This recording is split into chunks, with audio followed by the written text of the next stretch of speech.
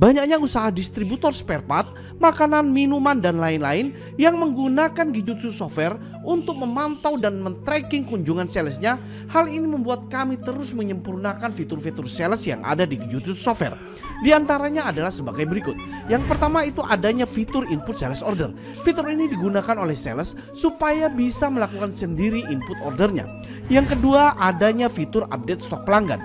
Tujuannya adalah tim sales dan pusat bisa memantau dan memperkirakan kapan produk di toko pelanggan itu habis dan kapan jadwal kunjungan sales berikutnya.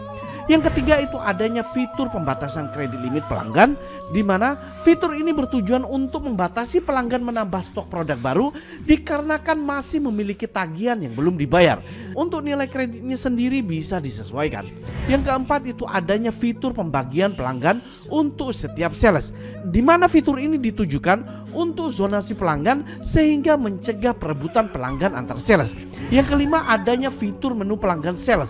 Fitur ini ditujukan selain dapat melihat data pelanggannya, si sales juga dapat menambah pelanggan baru untuk tokonya.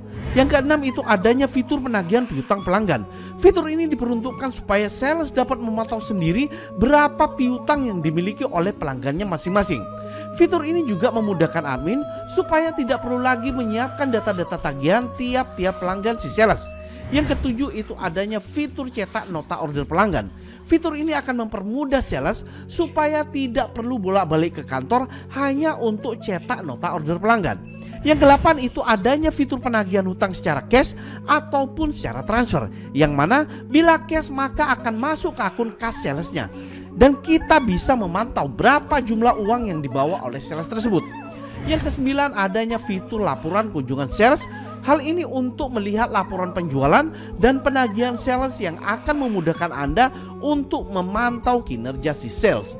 Yang ke-10 tentunya adanya fitur live tracking sales. Dengan fitur ini kita bisa memantau pergerakan sales kita setiap saat. Apakah benar-benar melakukan tugas kunjungan atau hanya sekedar ngopi saja. Yang ke-11 adanya fitur radius kunjungan si sales. Fitur ini tujuannya adalah untuk membatasi si sales supaya hanya bisa dapat upload ketika berada pada radius tertentu dari pelanggan Anda.